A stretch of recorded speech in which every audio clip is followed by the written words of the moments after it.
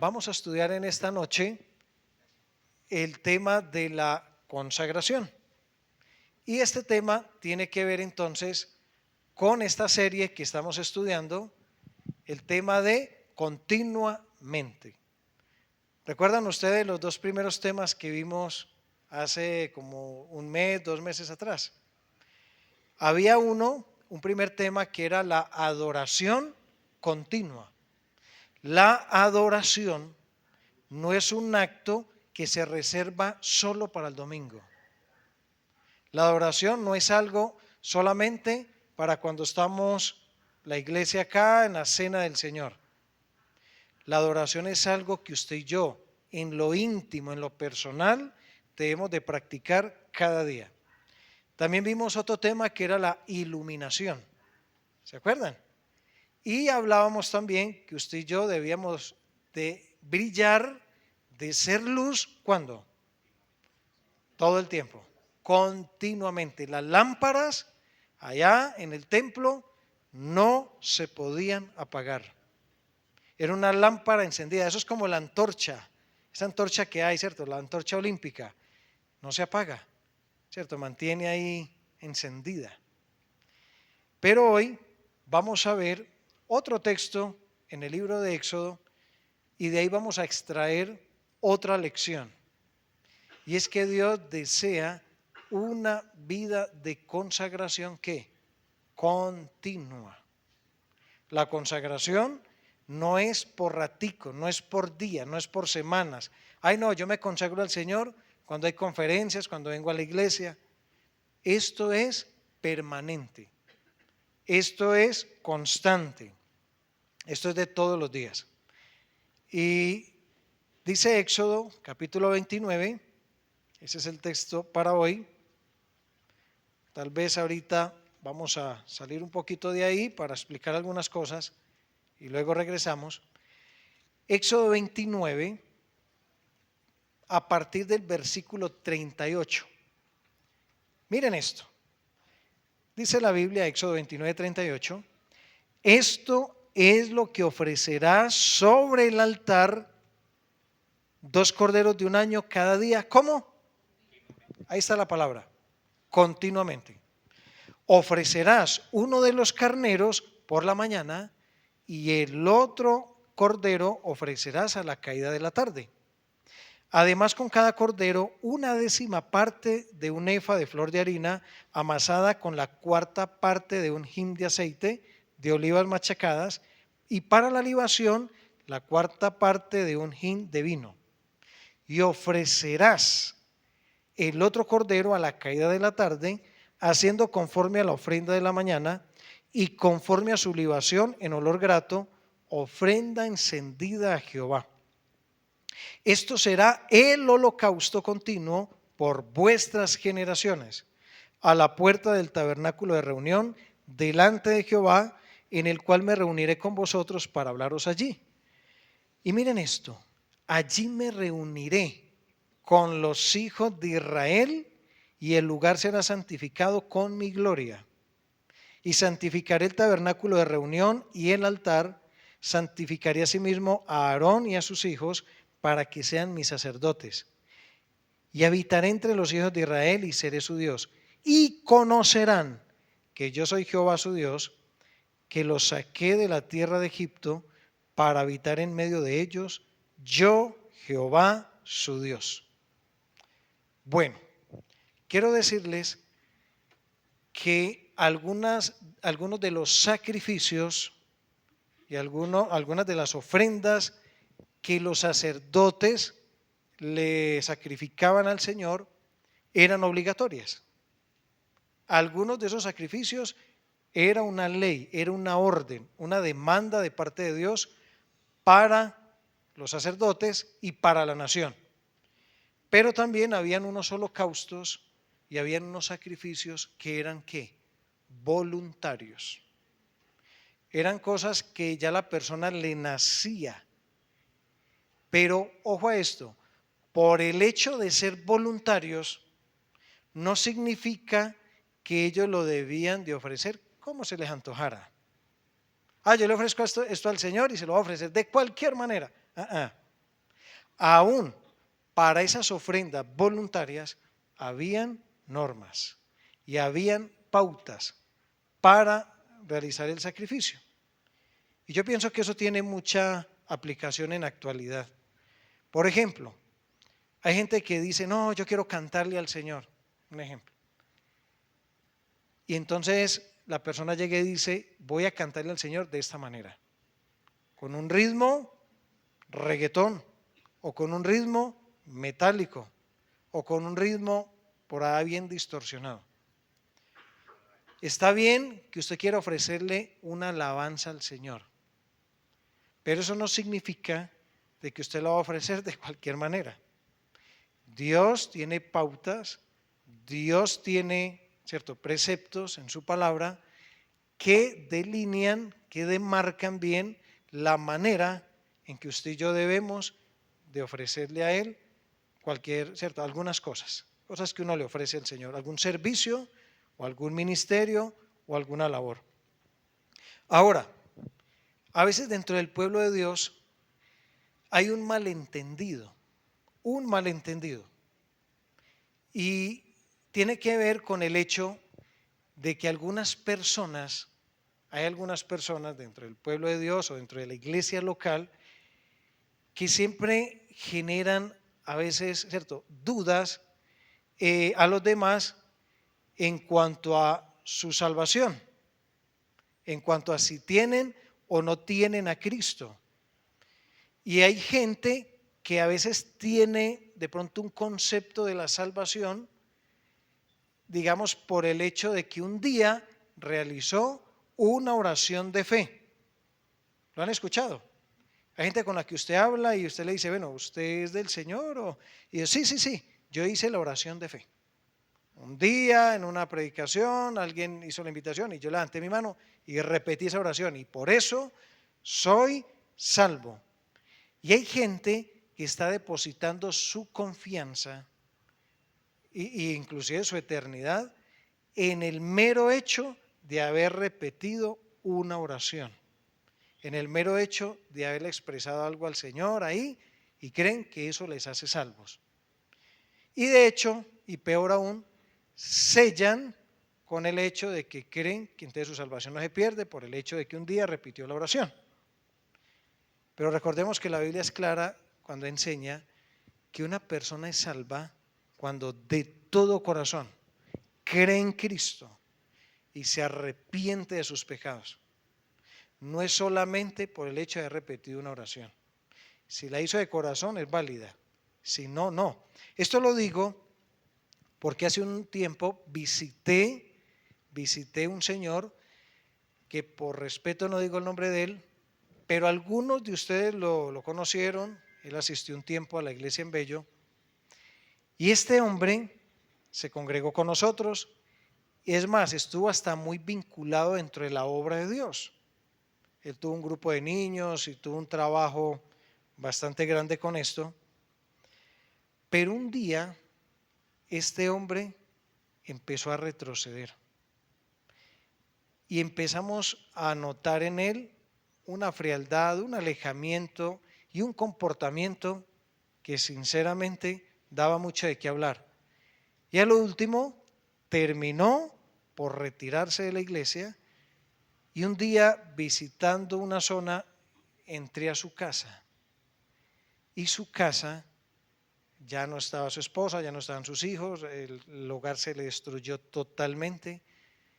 Y cuando uno entraba, la vez que entré a esa casa, usted no veía sino botellas de licor por toda la casa, por todo el lugar.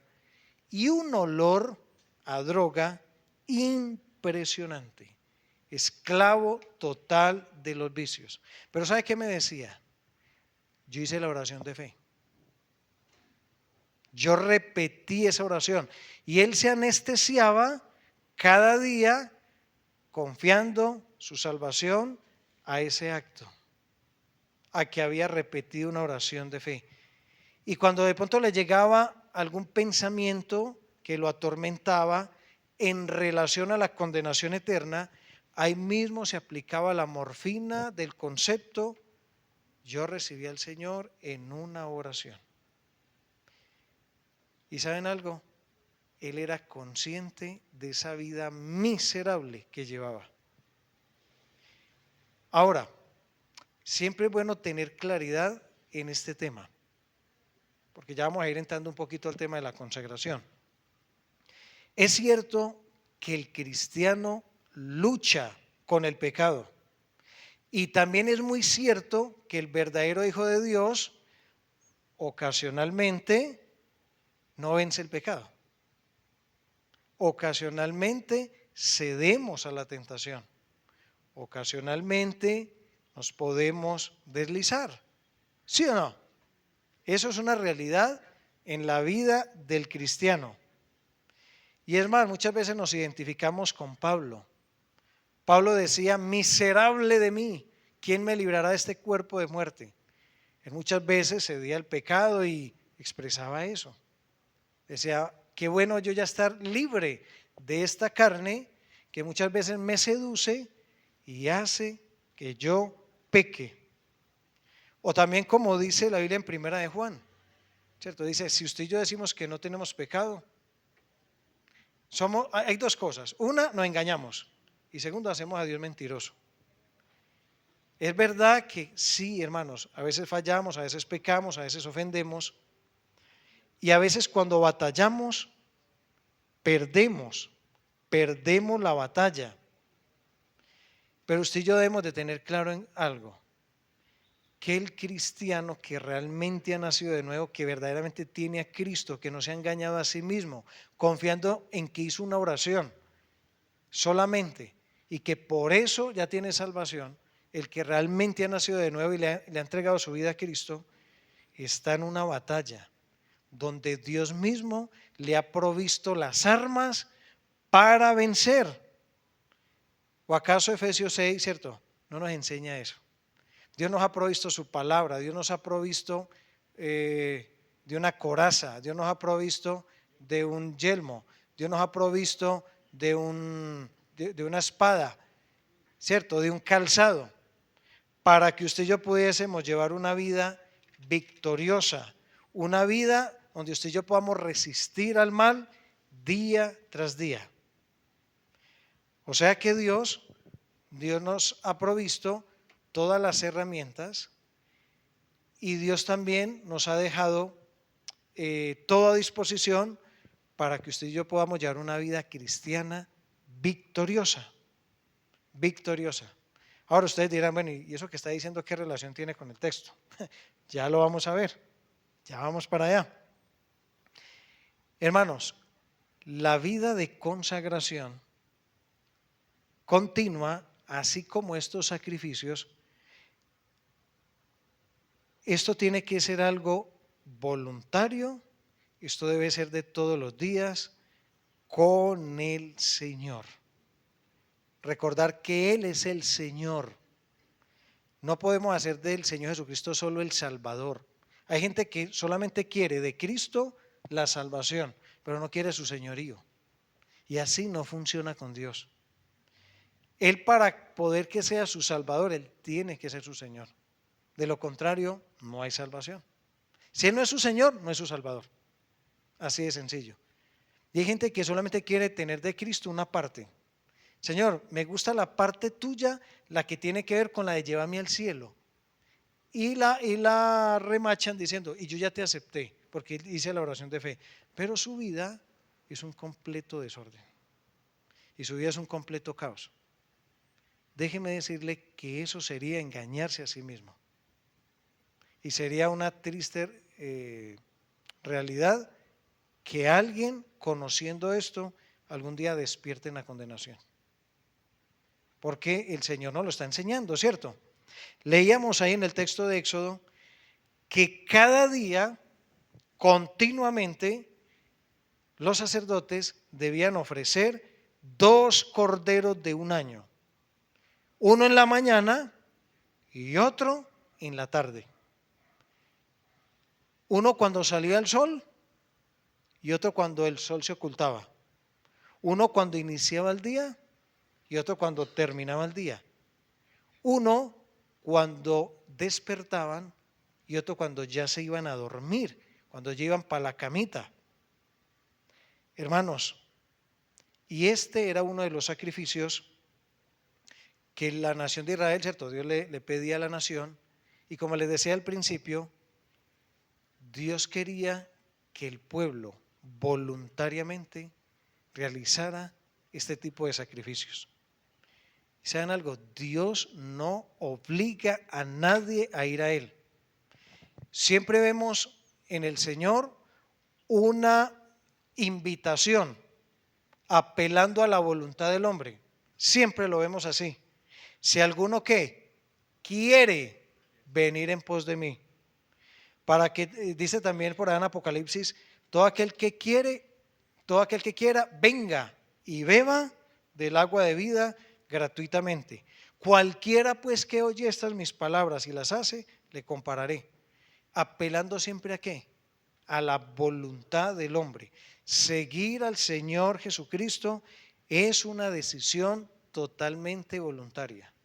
Totalmente voluntaria. Pero ojo, una vez usted y yo tomamos esa decisión de seguirlo, Dios espera una respuesta favorable y patente de nuestra parte.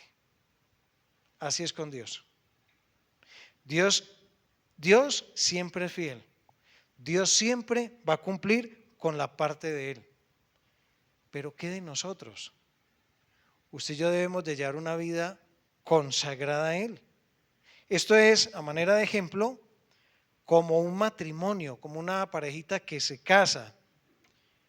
Entonces cada uno cumple su voto matrimonial, cada uno hace su promesa, pero resulta de que una vez se casan, una de las dos partes no cumple con lo que prometió. Entonces al otro le toca llevar la carga de los dos. Y si vienen hijos, de todos los que vayan llegando. Y si la cosa es peor, trae la suegra para la casa, imagínense, más carga todavía. Ahora, hay personas que quieren tener a Dios solo de esa manera. Señor, hago el pacto contigo, listo, pero luego se desentienden, luego se descuidan y no quieren cumplir con la parte que un día se comprometieron. Porque es que cuando uno hace de Cristo el Señor, ¿sabe qué estamos diciendo con eso? Estamos diciendo que vamos a morir a nosotros mismos, que ese viejo hombre lo voy a dejar allá, es más, lo voy a crucificar, y que usted y yo nos vamos a comprometer con Dios, procurar llevar una vida agradable a Él.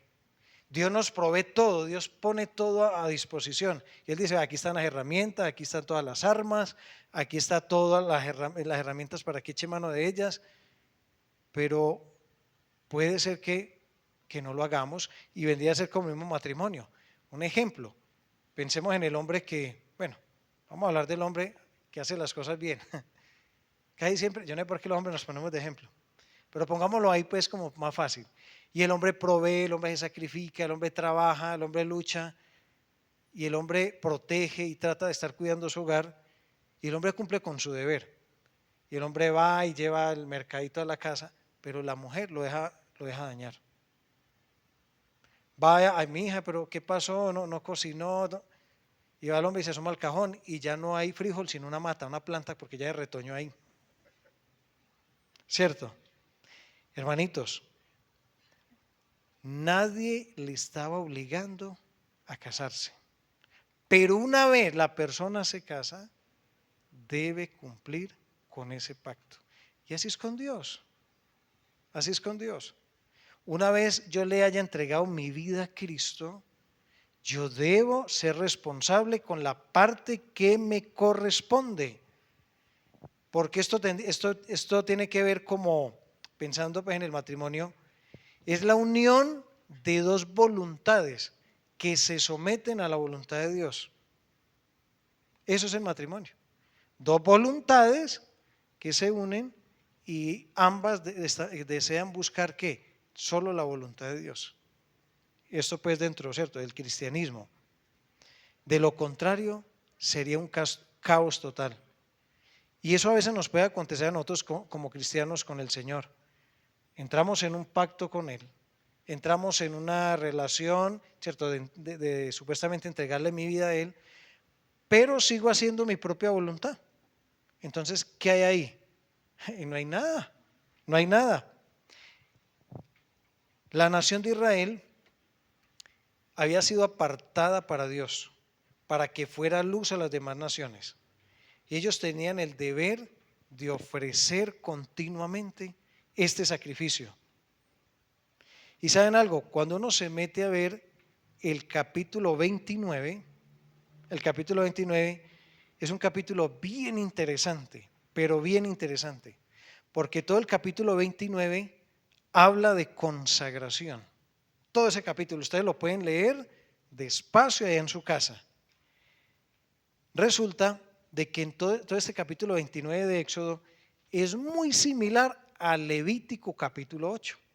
Ustedes pueden hacer la comparación. En Levítico 29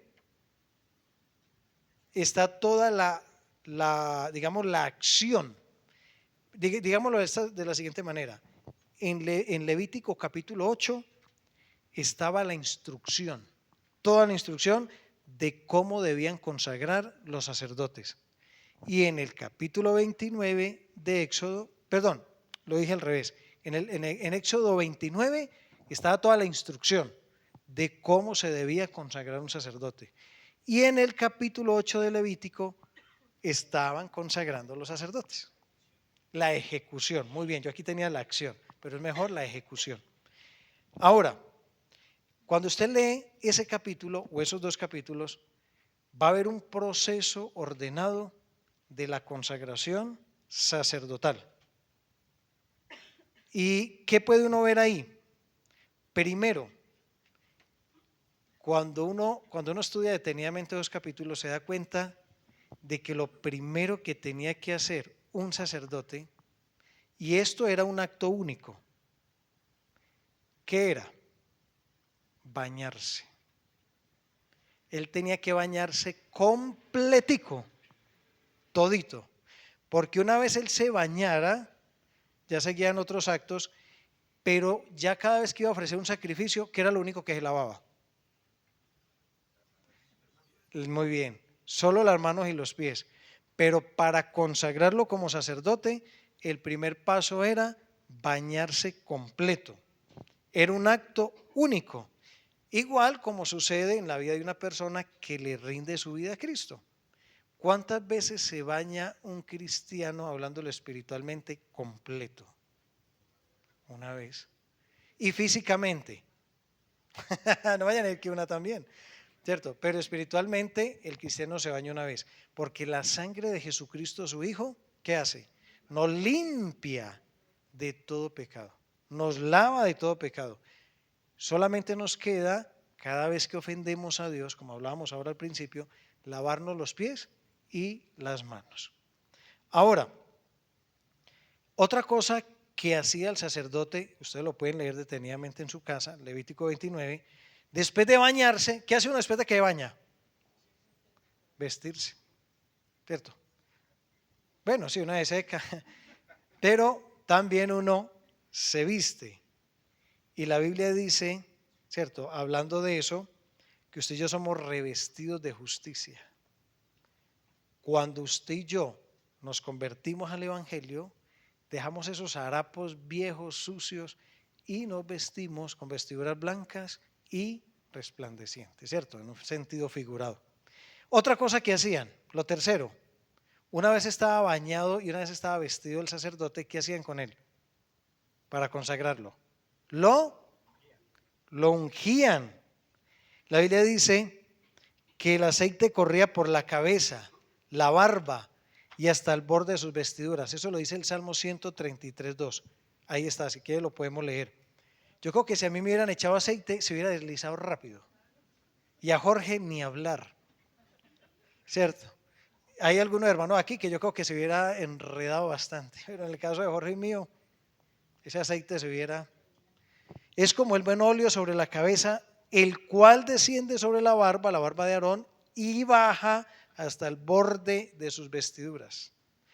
O sea que le echaban 2 cucharaditas de aceite encima, ¿cierto? No, eso era abundante. ¿cierto? Era bastante el aceite que depositaban sobre la cabeza del sacerdote. Y acto seguido, para consagrar a un sacerdote, ahí lo pueden leer en Levítico 29, dice la Biblia que ellos tomaban el becerro, le ponían las manos sobre la cabeza del becerro y lo sacrificaban. El hecho de poner la mano sobre la cabeza del becerro, algunos estudiosos dicen que era como una especie de transferencia, de transferirle a él su pecado. ¿Y qué dice la Biblia del Señor Jesucristo? Quien llevó sobre él mismo, ¿qué? El pecado de todos nosotros. O sea que cuando el sacerdote ponía la manito sobre el becerro, era un acto simbólico, que hoy nosotros ya lo entendemos mucho mejor. Y una vez lo sacrificaban, ¿qué hacían con la sangre? ¿Quién de ustedes recuerda? Muy bien. ¿La untaban dónde? En 3 partes. Excelente. ¿Viste, Alejito? Lástima que no volvía. No, pero sabe llegar, sabe a dónde es. Miren, hermanos, el sacerdote tomaban la sangre del becerro, le untaban acá el lóbulo de la oreja, el pulgar de la mano derecha y el pulgar del pie derecho. Y esto también es muy significativo, hablando de que todos nuestros sentidos ya le pertenecen a quién. Nuestros oídos son para quién. Nuestras acciones, nuestro caminar, ya todo le pertenecía a él. Ya no había nada del sacerdote. ¿Saben algo? La Biblia dice en 1 Corintios 6, venga, leámoslo. Se me vino a la mente ese texto. 6, 19 creo que es, o 18. Bueno, aquí en mi Biblia lo encuentro de una. Aquí sí lo encuentro de una. Seguí con el 19, yo le digo cuál es. ¿O ignoráis que vuestro cuerpo es templo del Espíritu Santo, el cual está en vosotros, el cual tenéis de Dios y que no sois vuestros? Seguite con el otro, por favor. Porque habéis sido comprados por precio, glorificad pues a Dios en vuestro cuerpo y en vuestro espíritu, los cuales son de Dios.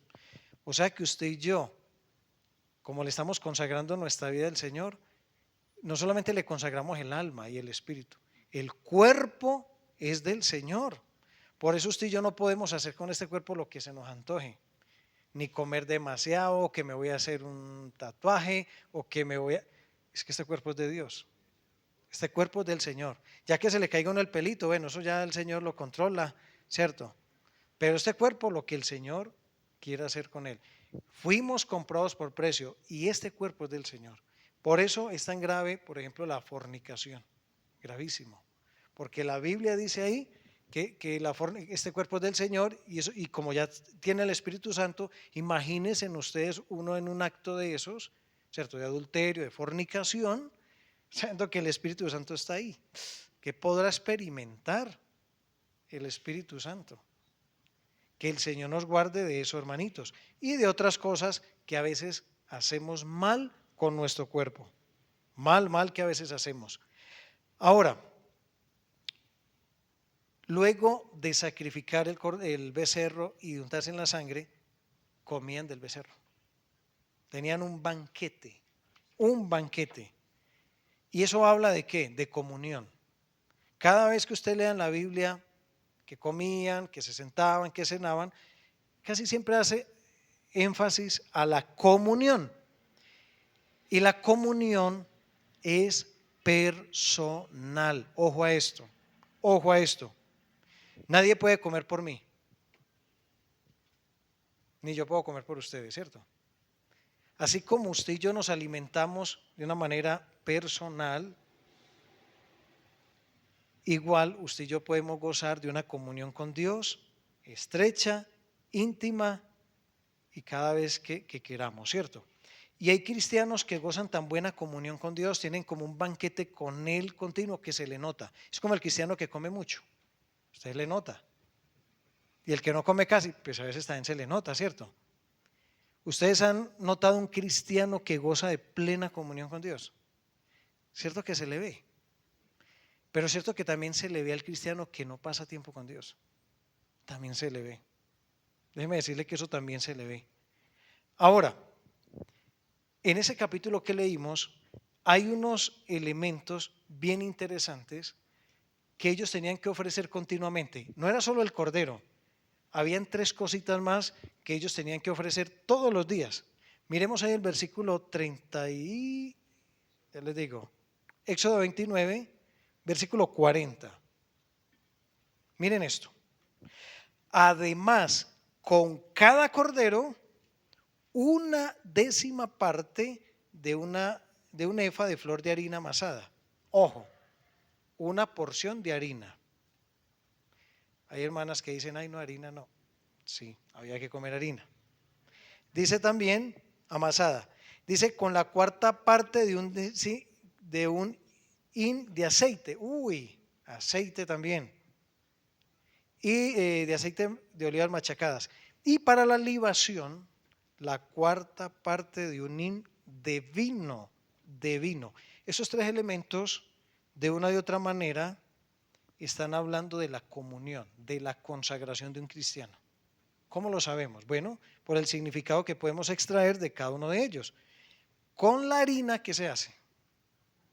Pan, ¿sí o no? Alimento. Y ya dijimos que donde hay alimento en la Biblia, donde hay, ¿cierto? Mesa, habla de comunión. Comunión. Pero también dice de aceite. ¿Quién nos ayuda a usted y a mí en la comunión con Dios? El Espíritu Santo. Es esencial. Sin Él, de hecho, no hay comunión, no hay posibilidad. El Espíritu Santo nos guía, el Espíritu Santo nos corrige, el Espíritu Santo nos ayuda en nuestras debilidades, en la oración, etc. Y el vino. ¿De qué nos habla el vino en la Biblia? Del gozo. Del gozo. La Biblia dice que el vino alegra el corazón. El gozo permanente, permanente. Yo a veces pienso, hermanos, que en algunos creyentes este holocausto continuo a veces puede estar incompleto. Puede ser que a veces solamente ofrezca el cordero. Puede ser que a veces ofrezca solo el cordero y el pan. Pero realmente si falta uno de los elementos, básicamente queda incompleto el holocausto. ¿Se acuerdan de lo que les decía al principio? Esto no se puede hacer como a mí se me antoje. Es como Dios lo estableció. Y todos los elementos tenían que estar para que Dios fuera agradado, para que Dios se pudiera complacer en eso. Y a veces notamos, ¿cierto?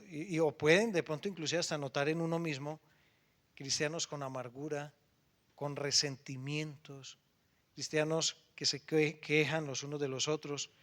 Hermanito, no estamos sacrificando el cordero todos los días. No estamos haciendo ese holocausto continuo de la manera que Dios lo ha establecido. Recordemos que ese cordero tenía que estar sacrificado. Pablo decía, con Cristo estoy juntamente crucificado. Y de eso trata la consagración. La consagración trata del hecho de que usted y yo debemos de morir todos los días a nuestro yo y a esta carne. Y alguien una vez lo comparaba de la siguiente manera. Es como si alguien se para al pie de la cruz y el que se para aquí y ve la cruz, no ve a Cristo, se ve él. Porque con Cristo estoy juntamente crucificado. Entonces me paro al pie de la cruz y al que veo crucificado es a mí mismo. Pero estando en la cruz crucificado y me paro a verme a mí, ¿a quién veo? A Cristo. ¿Se dan cuenta? Es como un intercambio de lugares. Yo muero, yo soy el que estoy crucificado, muero al pecado, pero haya clavado una cruz, yo miro y al que miro es a quién? A Cristo en mí. Cristo en mí. Eso es consagración. Morir para que Cristo viva en mí. Eso es consagración. Ahora, me encantan estos últimos versículos, ahí en el versículo 42. Al final del versículo, después de celebrar el holocausto continuo, miren lo que dice. esto será el holocausto continuo por vuestras generaciones, a la puerta del tabernáculo de reunión delante de Jehová, en el cual ¿qué? Me reuniré con vosotros para hablaros allí. El 43a dice algo similar. Allí me reuniré con los hijos de Israel y el lugar será santificado con mi gloria. En el 45, miren la palabra que quiero resaltar ahí. Habitaré y habitaré entre los hijos de Israel y seré su Dios. Y en el 46, y conocerán, conocer, que yo soy Jehová su Dios, que los saqué de la tierra de Egipto para habitar en medio de ellos, yo Jehová su Dios. Hermanitos, Dios nos anhela. Dios desea tener comunión con nosotros. Dios quiere reunirse, habitar, estar con nosotros.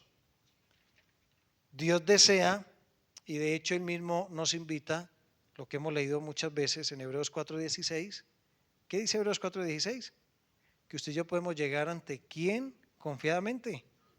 Ante el trono de la gracia. Mire que no dice ante el trono del juicio, ante el trono de la ira, no, ante el trono de la gracia.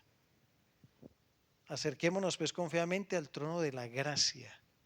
Y esto es como un hijo cuando se encuentra con su papá y el hijo corre a los brazos y el papá lo abraza y el papá lo carga y el papá lo sienta en las piernas. Es algo así. Es una dulce comunión.